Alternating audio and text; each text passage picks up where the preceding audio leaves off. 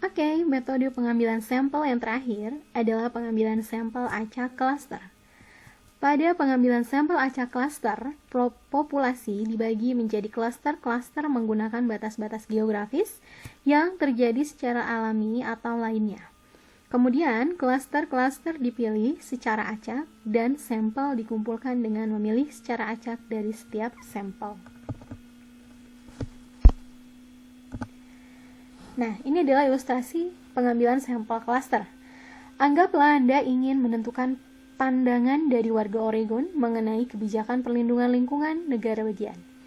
Memilih sampel acak dari para warga di Oregon dan menghubungkan masing-masing warga akan memakan waktu yang sangat mahal. Oleh karena itu, Anda dapat menggunakan pengambilan sampel klaster dengan membagi negara bagian ke dalam satuan kecil, baik wilayah maupun kabupaten. Pembagian ini disebut dengan satuan primer. Nah, anggaplah Anda membagi negara menjadi 12 satuan primer. Maka pilihlah secara acak 4 wilayah. Misalnya, dalam hal ini, pengambilan sampel diwakili oleh wilayah nomor 2, 7, 4, dan 12. Dan fokuslah pada satuan primer tersebut. Anda dapat mengambil sampel acak warga pada setiap wilayah tersebut dan mewawancarainya.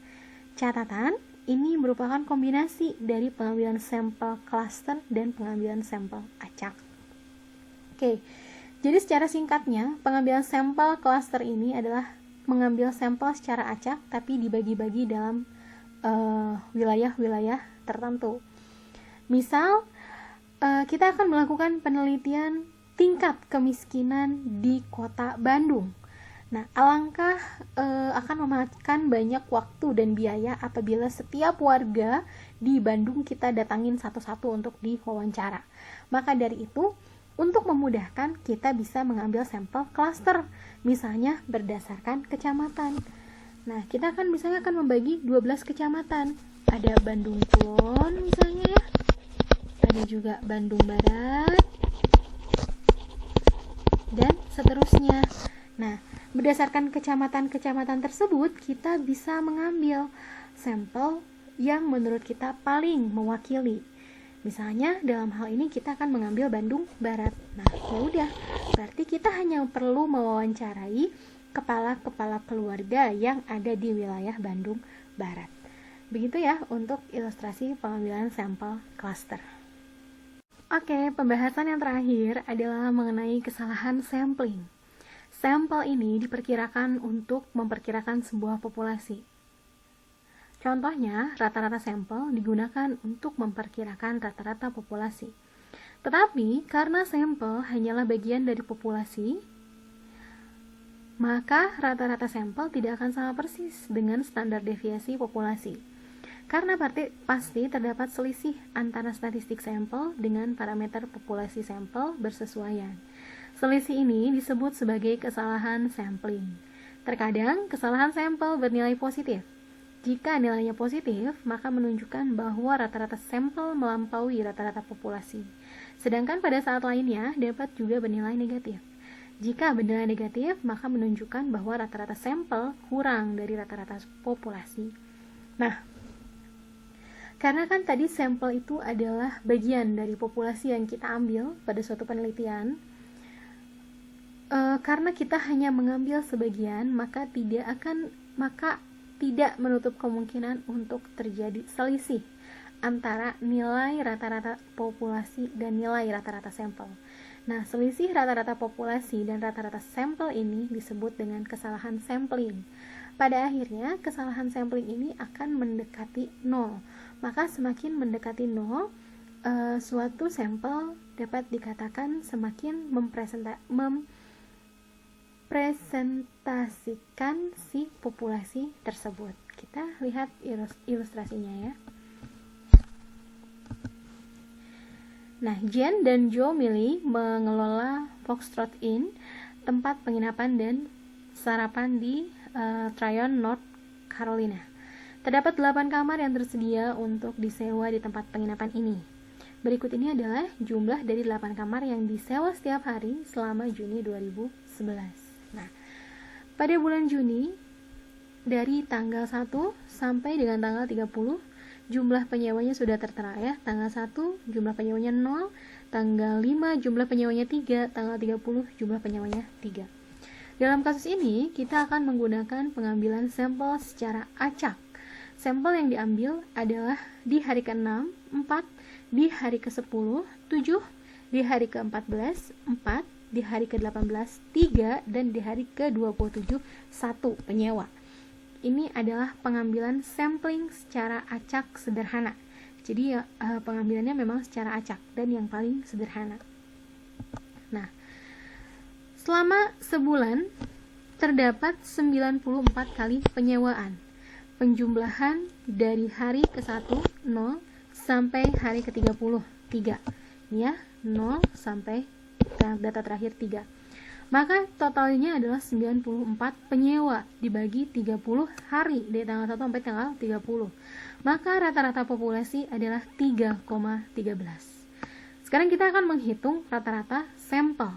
Rata-rata sampel tadi yang diambil sampelnya adalah 4, 7, 4, 3, dan 1. Anda bisa lihat ke tayangan sebelumnya ya. Jumlah harinya adalah 5. Kemudian jumlah penyewa selama 5 hari dijumlahkan yaitu 19. Kemudian dibagi dengan 5 hari. Maka rata-rata sampel adalah 3,80. Sampelnya 3,80, populasinya 3,13. Nah, ini menimbulkan selisih. Yang disebut dengan kesalahan sampling adalah selisih rata-rata sampel dikurangi rata-rata populasi.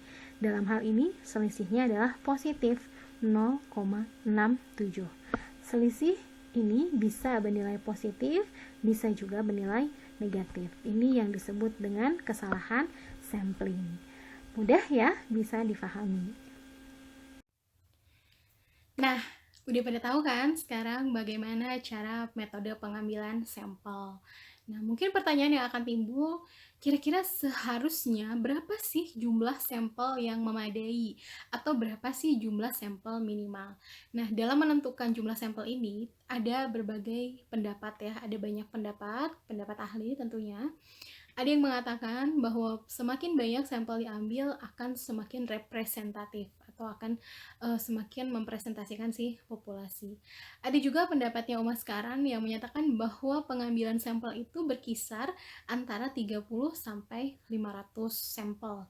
Tapi jika kita ingin melakukan perhitungan dalam menentukan jumlah sampel, kita bisa menggunakan rumus-rumus, bisa menggunakan ukuran sampel besar, bisa menggunakan Slovin, atau juga bisa menggunakan uji Lemsov. Nah, jadi dalam menentukan ukuran sampel, kita juga harus sesuaikan dengan penelitian kita agar bisa relevan. Yap, udah banyak banget nih kayaknya yang dijelaskan, saya juga udah cukup banyak. Mudah-mudahan pemaparan materi saya hari ini bisa dimengerti, juga bisa memberikan sedikit gambaran mengenai pengambilan sampel. Jadi pada dasarnya dalam pengambilan sampel itu sifatnya judgment ya. Kita bisa mengambil secara acak, bisa acak sederhana, acak sistematis, atau cluster. Itu terserah si peneliti mau mengambilnya bagaimana. Yang penting pengambilan sampel tersebut relevan dengan penelitian yang akan diambilnya. Oke, jadi cukup sekian materi yang dapat saya sampaikan. Mudah-mudahan bermanfaat. Saya juga sangat mohon maaf jika dalam penyampaian materi kali ini banyak kata-kata yang kurang efektif. Pun ketika ada orang yang melihat tayangan ini dan dirasakan penyampaian ilmu saya tidak tepat, saya sangat menerima masukan atau saran. Terima kasih atas perhatiannya. Jangan lupa di subscribe kalau memang ini bermanfaat. Mohon maaf jika ada kesalahan. Assalamualaikum warahmatullahi wabarakatuh.